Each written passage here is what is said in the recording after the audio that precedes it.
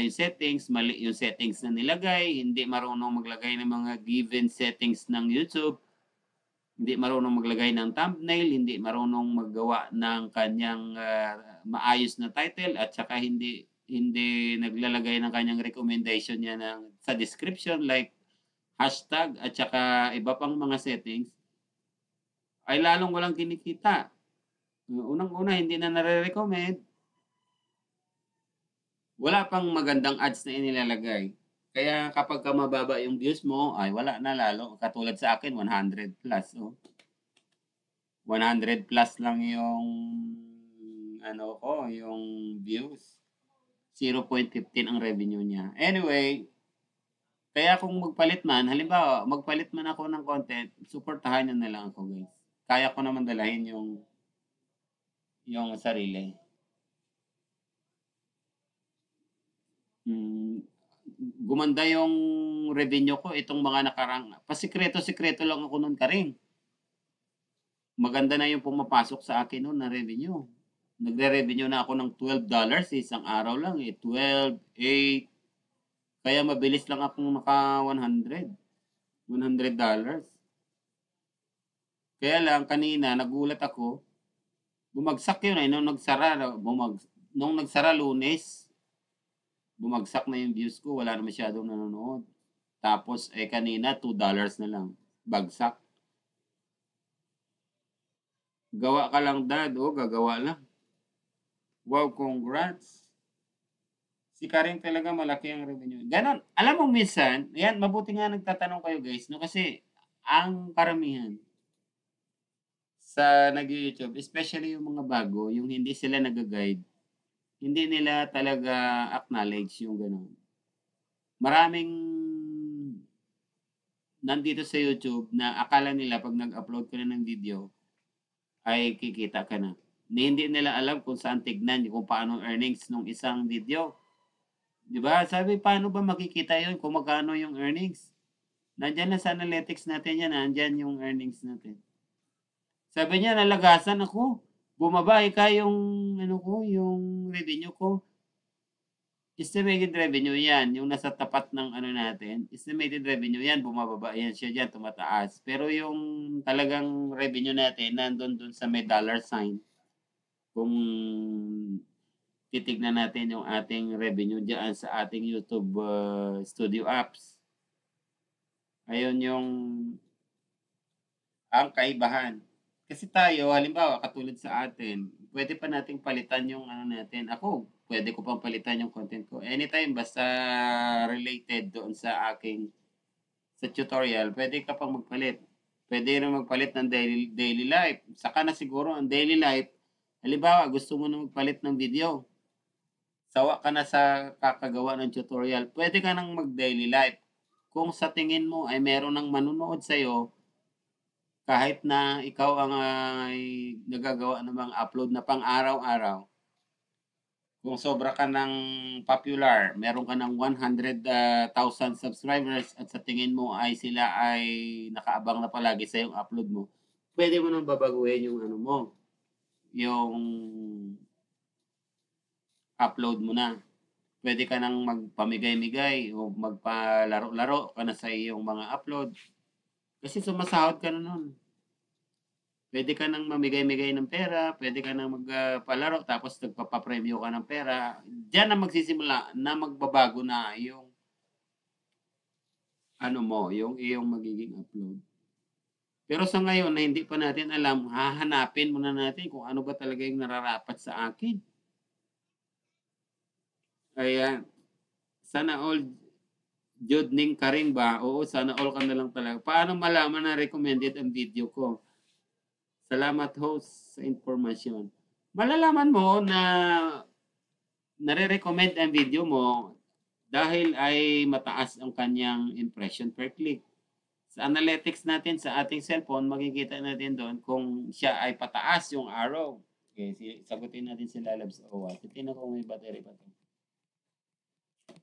Ayan. Dito sa ating cellphone, kapag ikaw ay nag-YouTube, kailangan meron ka nito. Ida-download mo ito. Ayan, ito. YouTube Studio. Kikita ba yan? Dito sa YouTube Studio, dito mo nakikita yung revenue mo. O, ito yung magiging itsura niya, o, 'pag binuksan mo, ayan. O, ngayon, dito mo makikita yung estimated revenue kung magkano na. Yung sa'kin ayun, oh. Kay Karing 100 plus, eh, sa'kin ayun lang, hindi pa ako umabot ng 100. Pero bata pa naman, 11 pa lang ngayon, oh. Ngayon lalabs sa OWA, dito mo makikita yung revenue mo na. O, ayan sa'kin, oh, revenue, oh. Petsa 11 pa lang ngayon pero ako ay, o yan na, revenue ko, oh, umabot na. Ibig sabihin kahit magkuya-kuya-kuya ako, siguradong sasahod na ako, 100 plus na, eh. O ngayon, papaano sa tanong, papaano makikita kung recommended ang video mo?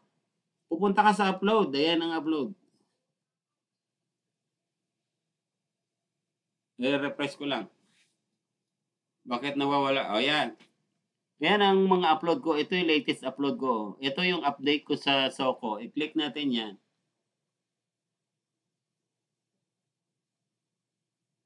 May makikita ka naman dito, ayan, oh, kung pataas o pababa, ayan, oh. Yung impression per click nito, bagsak, 9.8% pababa yung arrow. Ibig sabihin, itong video ay hindi recommended. Ngayon, ang views niya, sakto lang, kaya check lang siya, oh. Ngayon dito, average view duration, 4.33 minutes. Ang mga tao ay nanood ng sapat na oras kasi nga ang binibilang na views is 30 seconds, eh. Pataas yung arrow. Pero dapat itong tignan mo sa recommendation. Nakikita ba? Ayan. Pag mataas yan, yung impression per click. Impression per click, ibig sabihin nun, recommended yung video mo.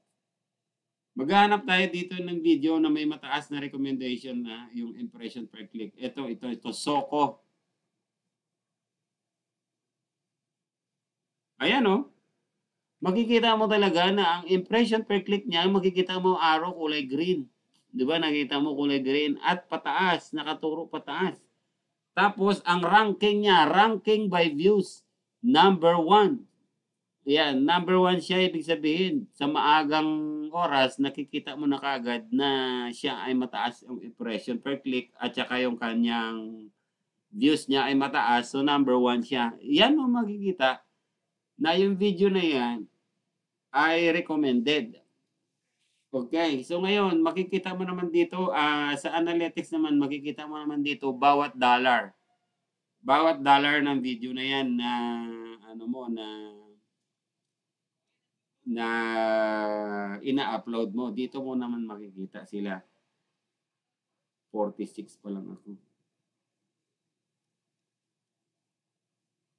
O, ayan. Makikita mo kung magkano ang kinikita ng bawat isang video. Katulad dito sa akin, from the top ito, eh. O, meron ako dito, $19 ang kinita, $5, meron pa isa, $5. Dito lahat yan sa YouTube Studio.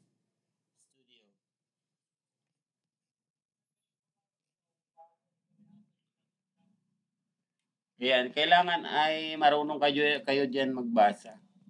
Basa kayo sa YouTube Studio nyo. Ayan. Namatay ang aking electric fan na naman. Buti nagpalit ako ng content kahit papano lumaki ang views ko. Ayan, sabi ni Sausawerang pobre. Oo, lalabs. Laki ng masahod mo yan, dad. Oo, sana madagdagan kasi hindi na ako, na ano ako, na-confuse. Kasi nung nakatikim ako ng mataas, paisi-isi lang ako. Isipin mo, araw-araw yun. Araw-araw ako nag-upload ng video. Araw-araw din akong sumasahod ng... Kasi ang average lang dapat, $3 lang, eh. Sa katulad natin small content creator, pag kumita ka ng $3 araw-araw, 90 yun sa loob ng isang buwan. Kikita ka na talaga sa sahod ka na. Sigurado ka ng makakasahod kasi nga lagpas ka na ng $3, eh.